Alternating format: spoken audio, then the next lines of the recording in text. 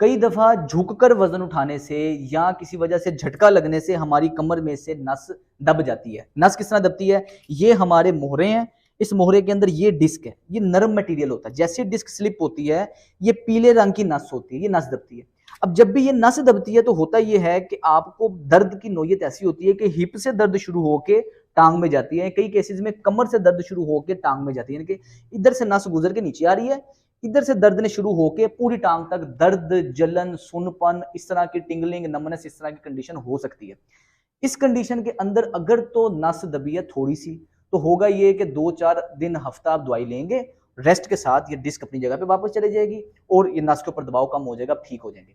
लेकिन अगर हफ्ते से ज्यादा गुजर गया और दवाई से आप ठीक नहीं हो रहे, इसका मतलब ये है कि नस के ऊपर दबाव काफी ज्यादा है और वो दवाई से अंदर नहीं जानी। अब एक चीज हमें ज़हन में रखें, कोई भी ऐसी दवाई नहीं है जिसको हाथ लगे हो और वो इस डिस्क को अपनी जगह पे भेजे। किसी दवाई के अगर हाथ नहीं लगे हुए, होता यह दवाई सिर्फ और सिर्फ टेम्परेरी तौर पे स्वेलिंग कम करती है या पेन की शिद्दत को कम कर देती है।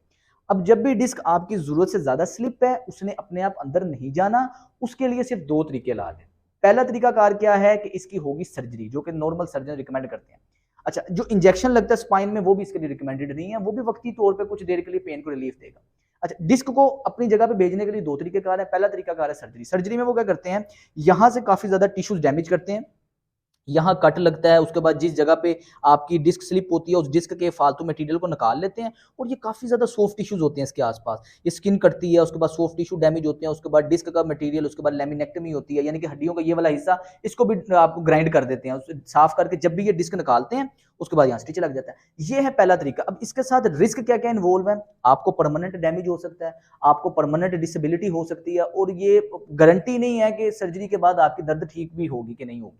होता क्या है कि कुदरती तौर पे ये डिस्क स्लिप है और इसके मसल्स आसपास के वीक होते हैं, जिसकी वजह से ये कॉज होता है डिस्क स्लिप हुआ।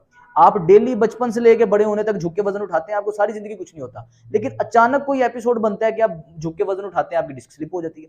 और वो जो डिस्क स्लिप है वो इसलिए हुई है कि आपको कमर के अंदर आपके मसल्स वीक हैं, जिसकी वजह से ये डिस्क आपके झुक के वजन उठाने की वजह से स्लिप हुई होती है। अगर तो डिस्क ऐसे ही स्लिप हो जाती है तो छोटे छोटे बच्चों की डिस्क स्लिप होती फिरती, बच्चे सैकड़ों दफा गिरते हैं, सैकड़ों दफा वजन उठाते हैं, उनकी डिस्क नहीं स्लिप होती क्योंकि उनकी एज के लिहाज से उनका जिस्म मजबूत होता है। लेकिन ऐसा ऐसा जैसे जैसे आप ग्रो करते हैं आपके मसल में वीकनेस आती है, क्योंकि वर्जिश की आदत आपको है नहीं, वर्जिश नहीं करते, डाइट आपकी अच्छी नहीं है, जिसकी वजह से मसल में वीकनेस होती है और ये दिक्कत आती है। तो इसके लिए हम सर्जरी कभी भी रिकमेंड नहीं करते।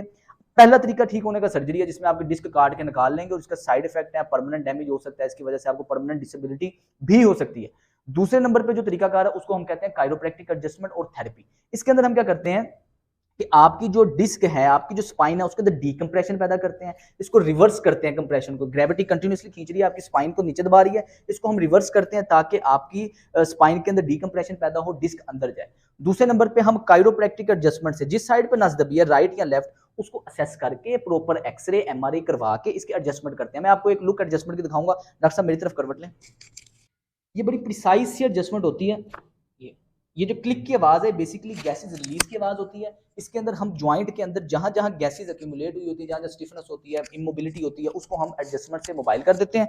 दूसरे नंबर पे वो जो एडजस्टमेंट हमने अपनी जगह पे सेट की है वो अपनी जगह पे ही रहे, उसके लिए हम फिर साथ कुछ एक्सरसाइजेज ऐड करते हैं ताकि मरीज के कमर के हिस्से के यहाँ के जो पट्टे हैं वो मजबूत हो सकें और उसकी नस के ऊपर दबाव हो और आहिस्ता दबाव कम हो और आहिस्ता आहिस्ता उसकी रिकवरी हो सके। तो आपको, अगर आपको या आपके किसी जानने वालों को डिस्क स्लिप है और वो सर्जरी करवाने लगा है, तो उसे आपने हरगिज ये सर्जरी नहीं करवाने देनी, क्योंकि सर्जरी के काफी ज्यादा साइड इफेक्ट्स हो सकते हैं। सर्जरी सिर्फ और सिर्फ पेशेंट वो करवाएं जिनके अंदर ये 2 सिम्टम एट द स्पॉट पाए जाएं। पहला सिम्टम क्या है कि आपकी नस के ऊपर दबाव इतना ज्यादा है कि आपका पेशाब खाने पे कंट्रोल खत्म हो गया। अगर आपको ये सिम्टम पाया जाता है, फौरन आपने सर्जरी करवा लेनी है। दूसरे नंबर पे वो वाले लोग जिनकी नस इतनी ज्यादा दबी हुई है कि उनका पाँव बिल्कुल छल हो गया, पाँव के ऊपर वजन नहीं डाल रहा, पाँव गिर गया, बिल्कुल ड्रॉप हो गया पाँव, वो लोग सर्जरी करवा सकते हैं। अगर किसी लोगों के अंदर ये दोनों सिम्टम नहीं पाए जाते तो हरगिज सिर्फ और सिर्फ दर्द को वक्ती तौर पे कम करने के लिए हमें सर्जरी नहीं करवानी, क्योंकि एक कंडीशन होती है जिसे कहते हैं failed low back pain syndrome. यानी कि मरीज हमारे पास आ रहे हैं, उन्होंने कमर की सर्जरी करवाई और वो सर्जरी फेल हुई, और बहुत ही ज्यादा चांसेस होते हैं कि कमर की सर्जरी फेल होती है। फेल होने के बाद वो फिर आके जो थेरेपी करवा रहे हैं उसमें करवा रहे हैं और ये परमानेंटली डिसेबिलिटी बन जाती है।